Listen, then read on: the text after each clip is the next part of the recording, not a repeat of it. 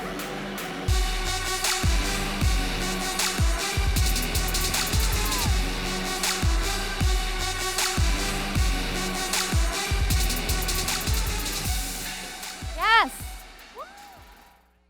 This is at a 10.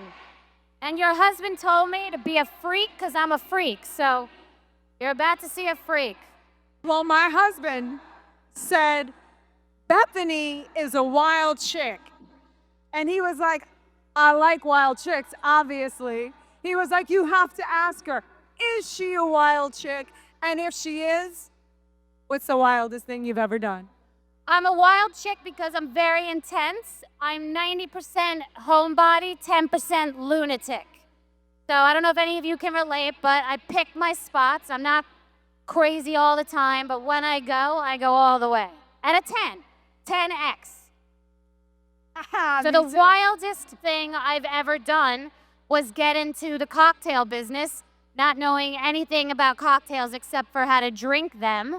And it was a male-driven business, marketed to men, and ignorance was bliss because I didn't know what I didn't know, and I just jumped in like jumping into a freezing cold pool. That's amazing. Well, some people don't know that you started out very entrepreneurial driven and that you sold pashminas, for the people that don't know the scarves, you sold the pashminas. Well, what are some of the first business ventures that you did and what did you learn from them? I never knew what the word entrepreneur meant. I didn't understand what the word brand meant. I didn't know what intellectual property meant. I didn't really know that I was even a business person until later in my late 30s when people were labeling me as that. But when you look back at your story, you think, oh, I was the one to make money at the lemonade stands and the bake sales and have parties at my house and charge people to come, or get big ballrooms and charge people in high school to do sort of like a high school nightclub. And then as I got older, it went into a healthy baking company before being vegan was cool. This is 20 years ago. Wheat, egg, and dairy-free baked goods called Bethenny Bakes. And then the pashminas was because it was a shawl that I wanted, and I couldn't afford it. It was $500 at Neiman Marcus. And so I said, where are these made, and how do I figure out how to get them? And that was when the internet was kind of a newer thing. And I Googled pashmina, and in the whole world, there were two different items, and one place was in Ohio, one was in India. And so I just sort of spent money I didn't have buying these shawls from India, crossing my fingers and hoping they arrived. And by the time they arrived, I had sold them to all these different celebrities in Hollywood because I was living in Beverly Hills. So then I took it to a trade show, and then I was one of the largest importers of pashmina in the world. And my big mistake with that was feeling myself and drinking my own Kool-Aid and feeling like, oh, I can expand from the shawls into robes and pajamas and ponchos. And that's how I ended up losing money, because I got too into myself and thought that everything I do would be as good as the original thing. And that's been something that's really stuck with me throughout my whole business career, because we often want to go too quickly and too deeply, too vertically, too horizontally. We get all into the fact that we like our idea. It seems to be working. So, we overspend and we overexpand. And you see it all the time in chains. You saw it in Cold Stone Creamery. You saw it in many different juice companies where they have a success and then they're everywhere. And then all of a sudden, the whole chain is out of business.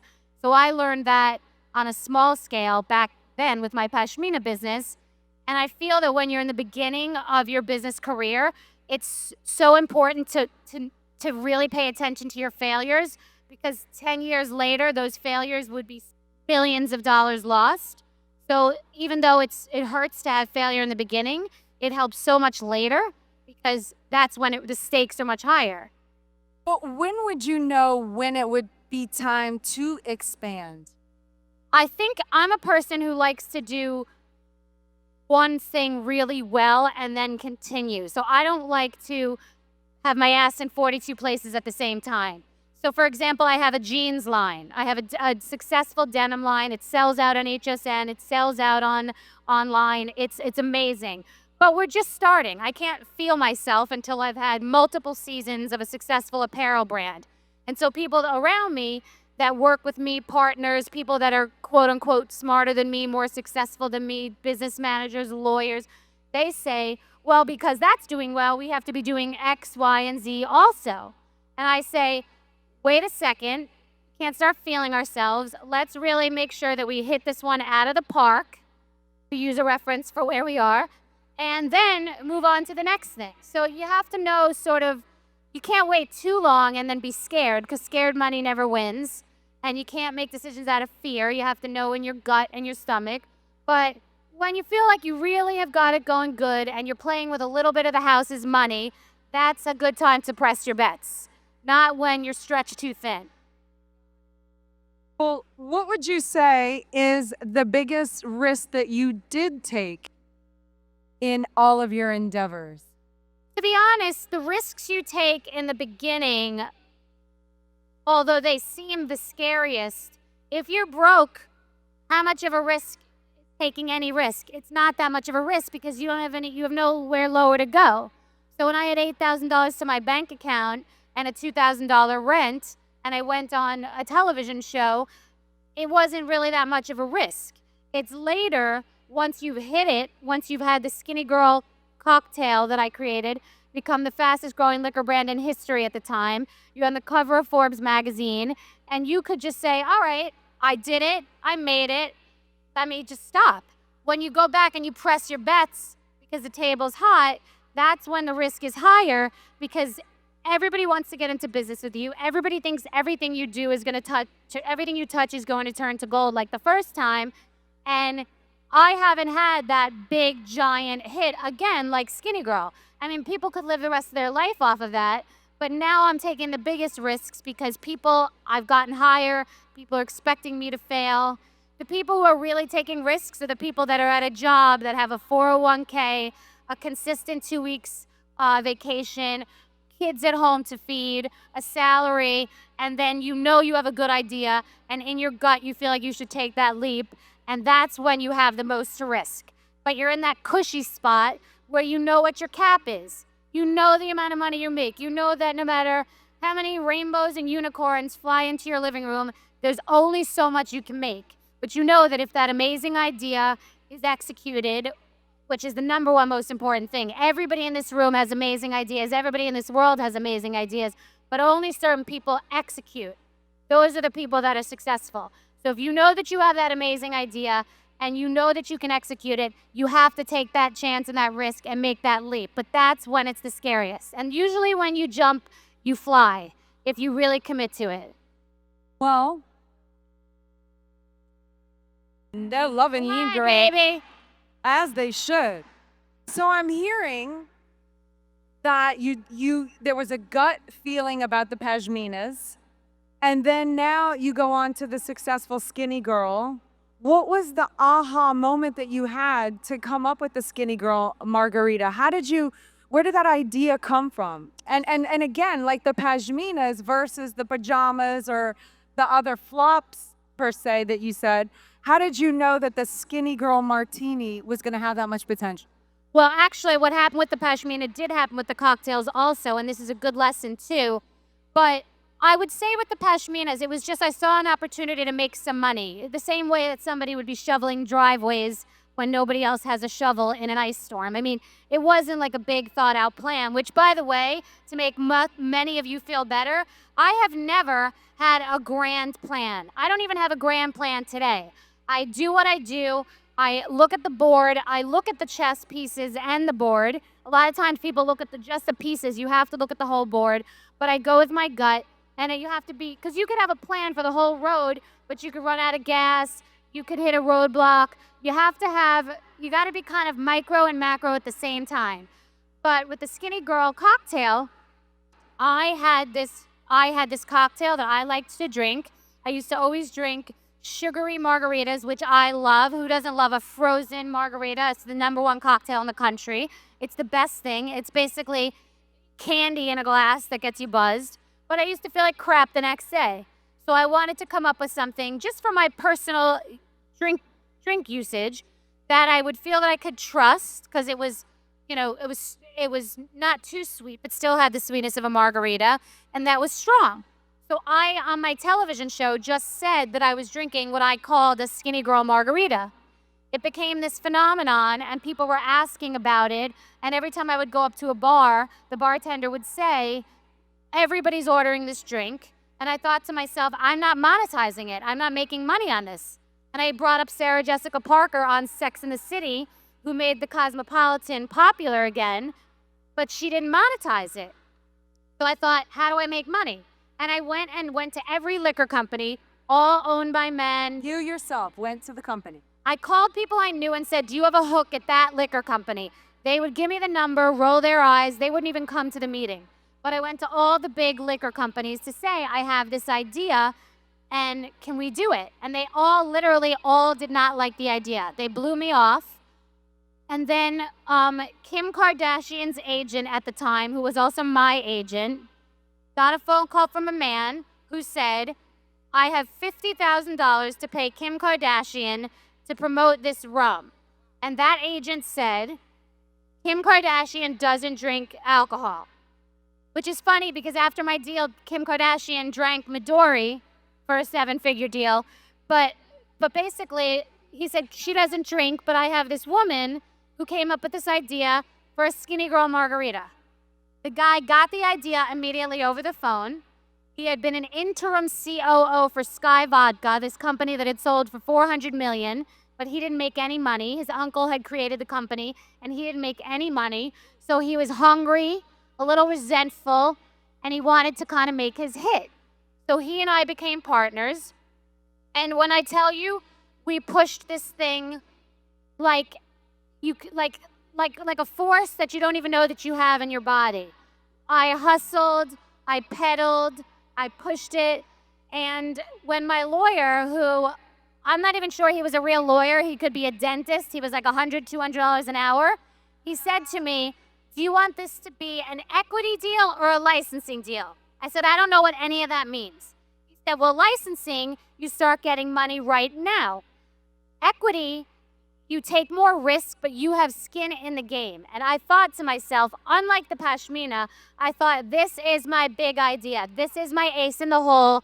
This is it. I feel it. And it's not here, and it's not in your heart. It's in your stomach. It's that feeling that you feel when you just know, you just are driven.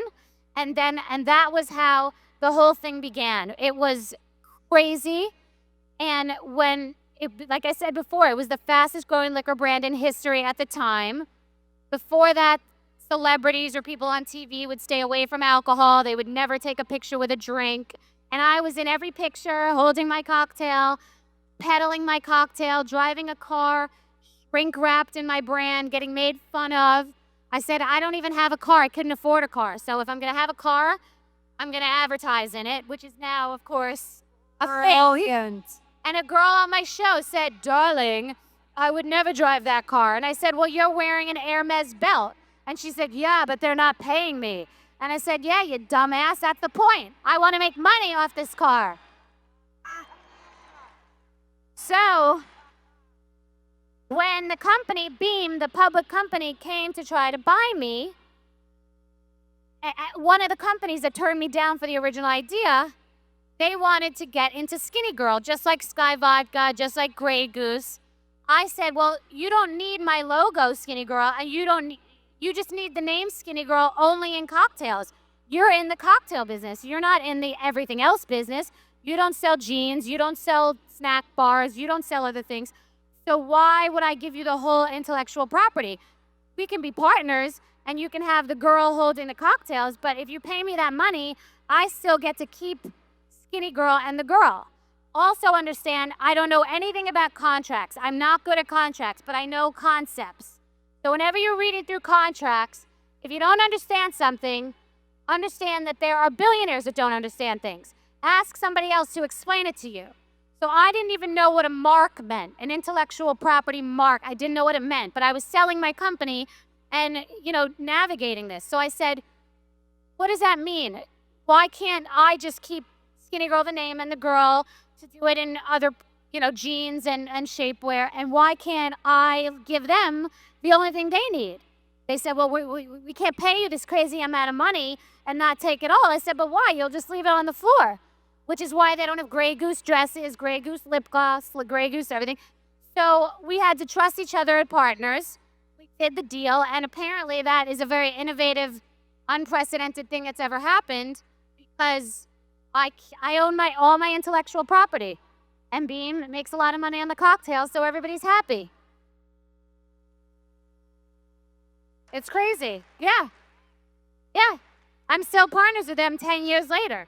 So what I'm saying is when you're going through little things, big things, you have to think about it, get your head into it, then step away from it and breathe. And in the middle of the night, you'll come up and you'll realize you've solved a problem that seems so complicated, which is such a simple answer. And in your life, you have to sometimes take a breath, sometimes take a yoga class, sometimes relax. I know this is all about getting pumped up, but sometimes you have to sit down and breathe because that's when the good creative ideas come. And I wrote a book called The Place of Yes. And one of the chapters is never assume anyone is smarter than you. Not your doctor, not your travel agent, not your dentist, not your boss. It doesn't mean you go set your office on fire and tell your boss he's an idiot or she's an idiot. It just means they might not be smarter than you. I come up with most of the ideas with my lawyers and agents and managers because only you know what's going on with your business. Everything is your business. She's on fire. Love it. How did you get to the point where you got to the point where you can say to yourself, I know. I don't know, but yet I trust myself to think it through and know. How did you get to that point where you're saying, don't trust everybody else. Don't trust the dentist, your lawyer, your this, your that. You think of the concept and get your way through. What got you to that point to where you had that self-confidence in yourself? Well, I know what I don't know. And I think it's important. There are these things that I say that I use every day. I know what I know and I know what I don't know. Okay, so really know what you don't know. And if you don't know, you better ask somebody, okay? Know what you don't know. Also, you need to know when to hold them and when to fold them. You need to know when you've pushed it too hard. When Beam came to buy me, I was emotional about it. I didn't want to sell. I knew we had a long runway. But I also was thinking out of the side of my head saying, everybody else is coming to copy me. This is such a good idea that all the big guns that have the big money are going to come. I'm going to get swallowed up. Remember that yogurt, that Greek yogurt, Fage was the first Greek yogurt. But then, Dannon comes in and they have a bigger product. And then the first isn't always the biggest. You have to be first, fastest, boldest, best. You have to hit it on all cylinders. And when I did the deal with Beam, partners, all the partners, the retail partners, the Targets, the Walmarts, the people selling it, wanted us to have all these different flavors, all these different SKUs. And so you're listening to your partners. They're multi-billion-dollar companies. I'm nobody. So they want to do 25 different flavors when I only had one, and they were canceling each other out. It was yet again an example of the pashmina story. Now it's just pina colada and mojito, and nobody knows which way to look. And so you're cannibalizing your own brand. Now at that point, I had sold it, and I still had a back end, but had made my big money. But you just learn these things over and over again, and I never really know. It's like a recipe. I take this recipe, that recipe, this recipe, all for a good stuffing on Thanksgiving. And I take little things from each recipe and figure it out, have the trust and the faith in myself to put it all together and, make the best recipe that I can make. You can't really, you don't know that anybody else knows better than you because anybody who's really been a big success is kind of the first. They're the Michael Phelps. They're looking at that wall. They're not looking at what that person's doing or what that person's doing. They're in their lane, getting to that finish line, making moves in their mind while they're doing it, but they are in that hustle to go get it. They're not saying, what did that person say? Or what is that person doing? Or what should I be doing? Or how do I, try to please everybody? And then you please nobody. You have to know in your gut what you're doing, and you have to know if you are better to be a maverick and a leader or whether you're better in a group environment. And that is not a bad thing. You just have to know. You can't be who you want to be. You have to be who you authentically are. You can't be who you're not.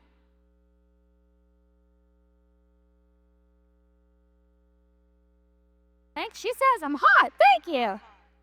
I will say that besides being on television, this is the most people I have ever spoken in front of in my entire life. So this is so exciting. I mean, this is like getting high naturally. This is insane.